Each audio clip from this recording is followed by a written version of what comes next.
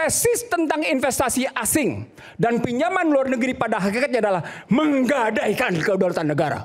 Muncullah nama, ini udah busuk saya terimanya. Oke, kita minta penjelasan kepada Luhut.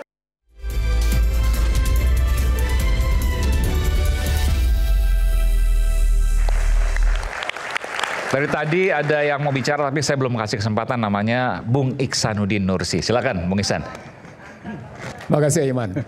Kalau saya ngelihatnya, pertanyaan itu ada indikasi korupsi nggak? Itu aja. Oh, kalau ada indikasi korupsi itu jawaban belakangan. Oke, kita dengerin dulu. Karena kita mesti ngelihat dulu kebijakannya, lalu kemudian bagaimana prosesnya yang tadi saya tidak bilang soal visibility study dan seterusnya. Kacamata saya ada 3. Yang pertama kacamata perencanaan. Itu menyangkut soal prosedur legal yang tadi secara hukum sudah disebut oleh Said Didu. BUMN dapat tugas. Dalam persepsi itu ada disebut dengan penyelundupan. Penyelundupan hukum yang statusnya sebenarnya B2B, tapi kemudian terkena beban negara. Karena BUMN ditugaskan. Kalimatnya begitu. Artinya secara prosedur legal dia menjadi tidak terlampau tegas. Apakah memang konstruksinya B2B atau B2G? Itu kalimat penting di situ. Tadi disebutkan. Karena ada APBN. Kalau pakai UBED konsep pertama, mestinya dia tidak jadi murni B2B, apalagi dengan menunjuk pada Perpres 107. Nggak bisa begitu. Dalam konteks ini? Kalau setelah dia berubah menjadi, setelah cost of run, pembengkakan, dan APBN terlibat, dia bukan lagi B2B. Saya ingin mengatakan ada prosesnya. Gini Aiman, supaya kita bisa duduk seperti yang Boni bilang dan yang bilang itu benar, kita harus lihatnya runtun dengan rapi. Rapi kita lihat strukturnya kayak apa sampai akhirnya kesimpulannya nanti pada Antoni kelihatan. Gitu ya. Nanti di ujung Antoni pun saya agak sedikit menambahkan. Saya mengatakan kata kunci pertama adalah kata kunci yang saya buat dan sudah saya berikan ke produser eksekutif Rakyat Bersuara, 7P. 7P itu dimulai dengan pertanyaan, apa prosedural legalnya benar nggak ketika diambil keputusan tentang kereta api cepat? Nah, di sini kata kuncinya adalah hampir setiap pemerintahan terkadang benci dengan pemerintahan sebelumnya. Gitu ya. Kenapa? Karena sesungguhnya pada tahun 94 sudah ada kajian tentang kereta api Jakarta-Bandung double track dari Cikampek ke Purwakarta sampai ke Bandung. Waktu itu ada beberapa metode. Karena reformasi habis, nggak karu-karuan. Muncul kajian Jepang. Saya bilang sama Iman, saya sudah melihat bahwa Jepang terlampau dominan dalam moda transportasi darat. Ulang. Jepang menikmati betul posisi dominasi moda transportasi daratnya. Itu kata. Ini ada sebuah media datang ke saya, media Jepang datang ke saya ketika beralih ke Cina. Dari posisi Jepang demikian dominan di moda transportasi darat, maka pemerintah Joko Widodo tentu berpikir dong, bisa nggak melepas diri atau mengurangi posisi dari moda transportasi darat? Pikirannya kurang lebih begitulah ya. Makanya kemudian ketika Cina menawarkan dengan posisi tertentu begitu, seakan-akan menjadi kelihatan lebih visible. Mungkin karena memang mau mengurangi dominasi moda transportasi darat oleh Jepang. Bisa jadi begitu. Walaupun dalam wawancara saya dengan media asing itu, media asing Jepang, saya bilang dua-duanya salah. Jepang salah karena terlampau dominan dan ingin mendikte padahal dia sudah dapat Jepang darat maksudnya otomotif ya, industri otomotif. Bukan hanya otomotif dong, Aiman. Jalan, infrastruktur. Bukan banyak, termasuk MRT lihat dong. Itu kan itu kalau bus darat juga dong masuknya. Memang transportasi, makanya kan jadi udah transportasi darat. Terus kenapa kemudian berubah dari Jepang ke Cina? Nah, itu yang saya bilang bisa jadi apakah Rini, apakah semua pejabat yang disebut dengan Budi Karya Sumadi itu melihatnya beda apa enggak? Yang saya tahu memang Yonan kan berlatar belakang di Dirut PT KAI. Jadi dia mengerti tentang karakter bagaimana industri perkeretaapian di Indonesia. Yang sesungguhnya pernah terjadi ada kasus di bawah Sumino Eko Saputro cenderung korupsi yang di KPK hilang kasusnya. DJK Dirjen Kereta Api. KPK hilang kasusnya. Ya, oke. Saya ingat betul itu. Karena saya bongkar. Saya ingat itu kasusnya hilang, lalu kemudian ini kok tiba-tiba bergeser. Nah dari situ saya ngelihat, oh ini ada hal-hal tertentu dari posisi Jepang ke Cina. Apa tuh? Hal tertentunya tentu kalau dalam bahasa kajian saya ada asymmetric information, ada informasi asimetri. Nah informasi asimetri itu terpulang sesungguhnya pada pertanyaan-pertanyaan yang disampaikan oleh Said Didu. Siapa yang bikin FS? Bagaimana FS Jepangnya bocor ke Cina misalnya? Studi kelayakan FS tuh. Ya. Oke. Bagaimana itu bocor? Siapa yang ngebocorin? Siapa yang memimpin negosiasi FS misalnya tadi begitu? Dan itu mesti ditelusuri lebih dalam. Sudah ada sampai di situ, itu kajian 7P. Nah, begitu masuk ke dalam menarik di sini, ada 3 kata kuncinya. Begitu masuk dalam kajian saya 7I, maka sesungguhnya Cina, pemerintah Cina, itu sedang melakukan invasi modal, invasi teknologi, invasi material, karena semuanya dari Cina. Yang paling menarik siapa? Invasi tenaga kerja. Itu di luar WUS nih ya, ini yang lain misalnya. WUS, pada kasus WUS. Kan sebelum diputuskan WUS dengan Jepang dulu. Bukan, kan makanya tadi bergeser nih FS-nya ke Cina. Cina kemudian oke, disetujui. Maka pada saat Cina disetujui terjadi 7I, itu yang saya bilang tadi. Salah satu 7I tadi kalau bilang itu ada invasi. Ada invasi modal, ada invasi teknologi, ada invasi material, dan yang paling menarik saya bilang tadi, SDM. invasi tenaga kerja. Nah, ketika terjadi invasi dari situ, maka muncul pertanyaan, kalau begitu sesungguhnya di balik proyek pembangunan kereta api ini, siapa yang sesungguhnya memperoleh benefit? Saya nggak bicara dulu profit. Siapa yang sesungguhnya memperoleh benefit atas proyek ini? Gampang jawabannya. Udah tahu kan? Cina. Iya, Cina. Kalau begitu sekarang pertanyaan berikutnya, bagaimana mendekonstruksi dari posisi Cina mendominasi seperti itu. Muncul kita lihat kasus Sri Lanka, kita muncul lihat berbagai negara di mana debt trap terjadi. Yang saya itu bilang tadi, terjadi debt trap. Muncullah kasus, ini sudah saya tulis dalam buku saya, Aiman. Saya tulis kurang lebih ada sekitar 15 halaman. Buku saya tulis 2019. Di bangsa terbelah, akhirnya saya sebut buku gua. Karena utang itu? Iya, jadi saya melakukan kajian tidak sembarang. Bahkan saya bikin karena utang bisa terjadi bara, bahkan terbakar. Begini, kalau Anda mau ngatakan itu kan maksudnya? Oh iya. Apa alasannya? Loh, sekarang begini ngelihatnya. Kalau kita ngelihat utang itu sedemikian rupa mempengaruhi kebijakan, dia melakukan kebijakan pada posisi orang-orang tertentu lewat namanya disebutnya infiltrasi lewat orang-orangnya. Lalu kemudian dia intervensi kebijakannya, lalu kemudian diinterferensi kebijakannya. Selanjutnya, lalu kemudian didoktrin bahwa ini menjadi yang terbaik di Asia Tenggara, bukan hanya pertama di Indonesia. Dibangun indoktrinasi sedemikian hebatnya. Padahal indoktrinasi tadi nggak ngelihat kebijakan sebelumnya. Dia tidak pernah melakukan kajian sebelumnya bahwa ada sesuatu yang sesungguhnya jauh lebih luar biasa. Andai kata dia bisa duduk dengan tenang, bebas kepentingan. Kalau pakai bahasa konstitusi, dan didorongkan oleh keinginan luhur. Di situ muncul asimetri kedua. Muncul pembengkakan, cost of run. Nah, ketika cost of run muncul lagi masalah. Loh, kalau begitu FS-nya nggak beres. Kalau gitu pembengkakan biaya ini menjadi masalah, ada yang nggak beres. Kenapa nggak beres? Ini proyek demikian strategis. Ini proyek yang namanya proyek masuk PSN. Masuk yang namanya tadi disebut Public Service Obligation. Maka kunci berikutnya adalah tidak mungkin Anda bikin sembarangan. Saya masuk di sini kata kunci. Dalam studi saya sebelumnya, yang saya bilang tadi sejak 94, memang ada problem dari Jakarta Bandung. Apa problemnya? Jembatan Cisomang. Belum lama ketika hujan lebat kemarin, Purwakarta tanah bergerak. Jalan tol semuanya rusak. Cikampek itu. Itu akan terkena. Itu problem besar bagaimana kemudian kemungkinan besar terjadi cost of run. Tetapi tidak berarti kemudian sampai sedemikian besar cost of run-nya.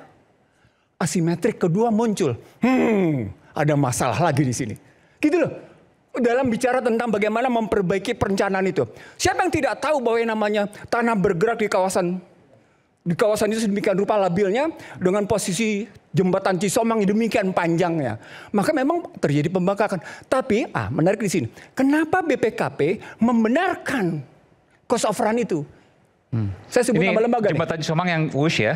Yang bukan hanya artinya ketika kita melewati dari Jakarta, dari Cikampek ke sana, Cipularang, pasti melewati tanah yang labil, pasti melewati jembatan Cisomang. Termasuk WUS dan juga tol. Dua-duanya pasti. Pasti enggak. Disitulah yang saya bilang tadi, bisa logis kalau terjadi cost of run. Pasti akan ada pembengkakan di situ. Pasti. Tetapi berikutnya, loh kalau gitu balik ke awal. Kenapa lo tidak pernah memperhitungkan dengan baik? Beda dengan Jepang. Gitu loh ngeliatnya. Dalam kajian yang saya buat, dalam kajian yang saya tulis. Jepang memang lebih mahal, tapi dia memperhitungkan lebih presisi. Gini, dunia mengakui bahwa yang namanya Shinkansen itu adalah pengalaman Jepang terbaik dalam persoalan kereta api cepat. Dunia mengakui itu. Dengan kemampuan menahan gempa segala macamnya, itu diakui. Sementara di Cina ada biaya tambahan yang tidak terduga. Di situ problematiknya dalam kajian 7I itu adalah didoktrin sedemikian rupa sehingga nanti akhirnya Anda pasti benar. Saya memang pernah menikmati Beijing Shanghai, Shanghai Beijing. Saya pernah menikmati. Yang sama seperti yang dilakukan Jakarta Bandung itu. Poinnya apa? Adalah, oke, Cina sudah bisa melakukan itu. Cina sudah bisa melakukan itu, tapi belum tentu seposisi, sepengalaman Jepang. Yang memang diakui dunia sebagai negara yang demikian punya pengalaman atas posisi kereta api cepat. Nah, bagaimana kemudian melakukan rekonstruksi? Muncul kajian saya. Di sini betul dibutuhkan audit. Betul. Jadi yang disebut oleh Boni dan disebut oleh kawan kita satu, semuanya indikasi, iya oke, kita audit. Termasuk korupsi? Iya. Ada indikasi korupsi? Tunggu dulu. Tapi tunggu dulu. Audit bukan hanya pada audit keuangan. Bukan cuma sekedar angka-angka. Bego kita kalau cuma audit angka-angka. Ulang. Bego loh kalau cuma audit angka-angka. Iya. Karena ada masalah. Masalahnya? Ke dalam kajian saya, dengan model seperti itu, maka sesungguhnya Anda telah mengalami kerentanan eksternal menghadapi Cina. Anda punya kerentanan eksternal, maka muncul tanggung jawab Cina. Cina sudah merespon, iya jangan hitung angka-angka aja dong. Lihat dong benefitnya pada masyarakat. Benefit apa? Masuk studi banding.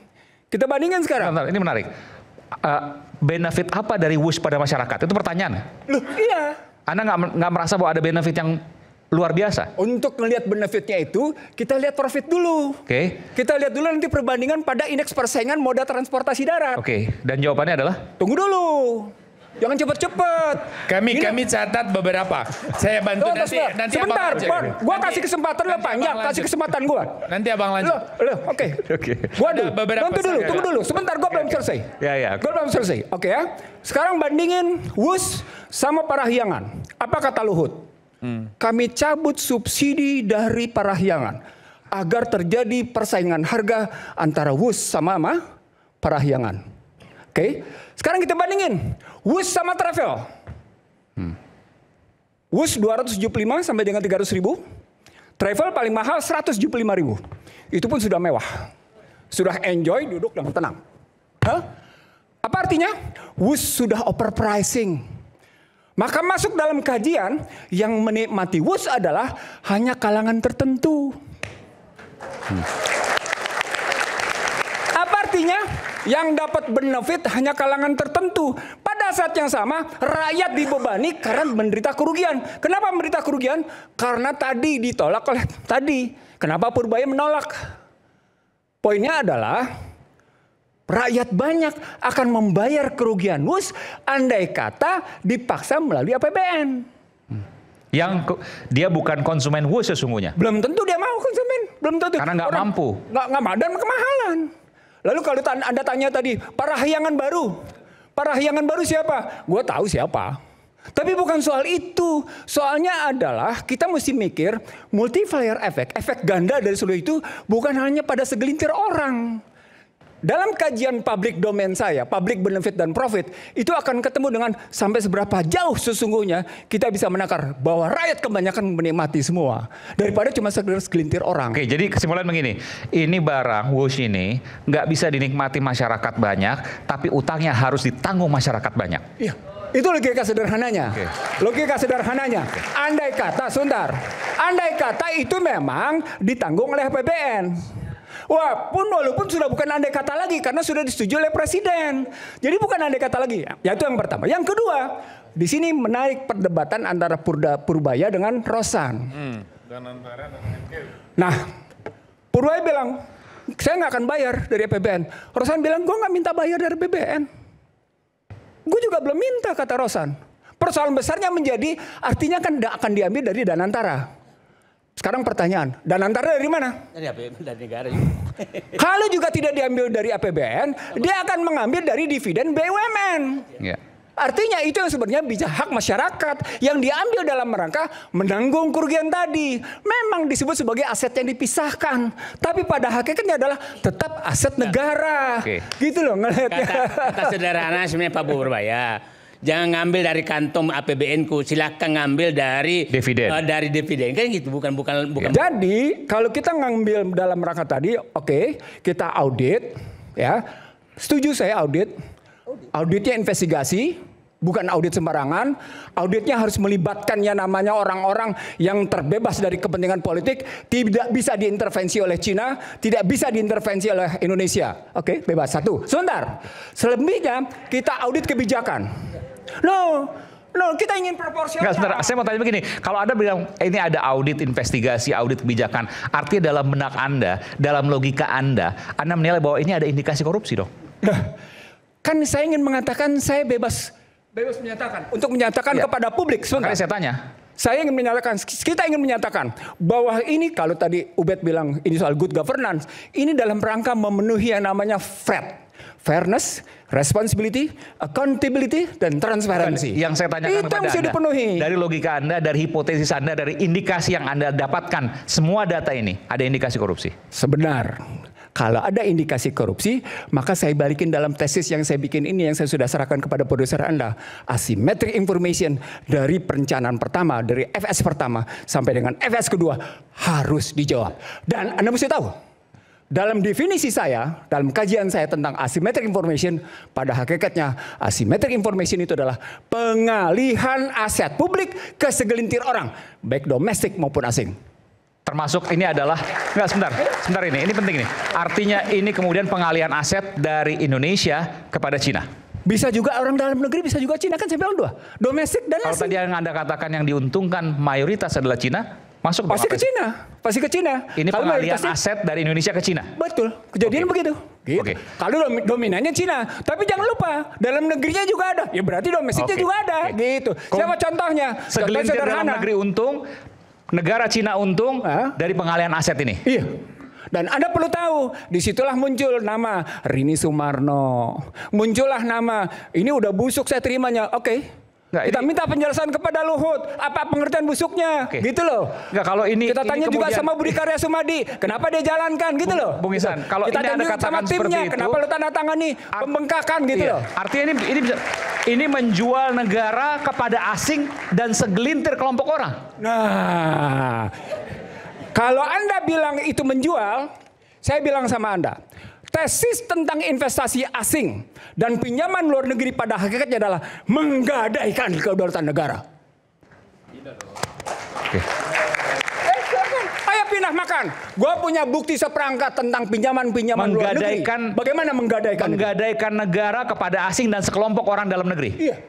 Dan sekelompok orang dalam negeri tidak hanya Wush, apa saja? Apa saja? Enggak, apa saja yang Anda temukan? Tidak hanya Wush. Saya temukan terakhir dua. Sebutkan. ISEL. Apa itu?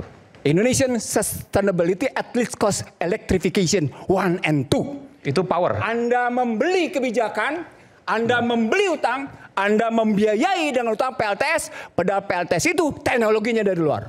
Ayo. Surya. Ayo. PLTS Surya. Ya. Surya. Iya. Fotovoltaik itu. Fotovoltaik. Ayo. Itu terjadi. Ayo, sudah terjadi. Anda beli kebijakan untuk PLTS. Anda kemudian melakukan yang namanya pinjaman untuk membiayai PLTS. Anda kemudian ngebangun teknologi dengan beli lagi keluar. Ayo. Gimana? Baik. Tapi ini versi Anda ya. Silakan. Nggak versi, itu ada perjanjiannya, lihat aja buka. Baik. Kita mulai di Wush dulu tadi sebutkan bahwa menggadaikan negara kepada asing, Cina dalam hal ini, dan juga sekelompok orang dalam negeri. Silakan. Bung Peter mungkin mau jawab. Untuk yang terakhir saya tunda dulu ya, tapi saya balik dulu. Udah jauh masalahnya, panjang kan. Saya mau ke Bang Ubed tadi. Pertama jangan Bang Ubed juga kesini. Iya. Ini serius soal Bang Ubed itu. Ini kan menanggapi Bang Ubed semua kan. Kan awalnya dari Bang Ubed. Silakan. Ya kan, benar kan Bang Ubed. Jadi saya awalnya dari sana dulu. Yang pertama, saya ingin menyatakan bahwasanya apa yang disampaikan oleh Bang Ubed itu adalah sebuah hal yang menurut saya sangat wajar dan berhak dari semua rakyat Indonesia untuk bertanya. Yang mana nih yang kita bisa ingatkan lagi? Mempertanyakan semua tadi yang dipertanyakan oleh Bang misalnya? Ubed.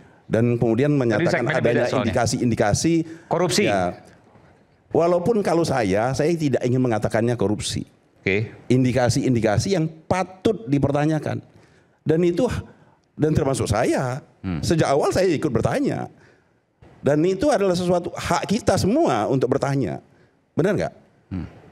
Hak kita semua untuk bertanya dan bersuara. Dan itu dijamin di dalam Undang-Undang Dasar kita. Ya. Jadi saya ingin menyatakan dulu hal itu. Dan untuk itu kalau menurut saya harus kita bedakan dua. Ya.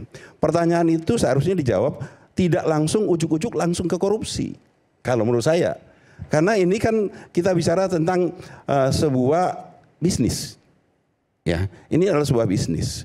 Dan kemudian kita bicara tentang bagaimana pemerintah terlibat di dalam bisnis itu, terlibat di dalam pengambilan keputusan itu. Bisnis yang asimetris tadi sampaikan. Oh ya, termasuk bisnis bisa kan saja. Apple to apple, sejajar. Itu kan pandangannya Bang Ihsan. Ya, pandangan saya juga bisa berbeda ini juga. Ini asimetris, nggak tergadaikan ini. Kalau asimetris itu tuh adalah sebuah kondisi yang tanda kutip sunatullah itu ya. Sunatullah yang pasti terjadi. Tapi dalam asimetris itu hal yang dimanapun, Bang Aiman, saya pun sekarang asimetrik sama Bang Ihsan, pasti, ya. Makanya di dalam ilmu ekonomi kita selalu membahas mengenai asymmetric information dan bagaimana upaya kita untuk meminimalkan asymmetric information.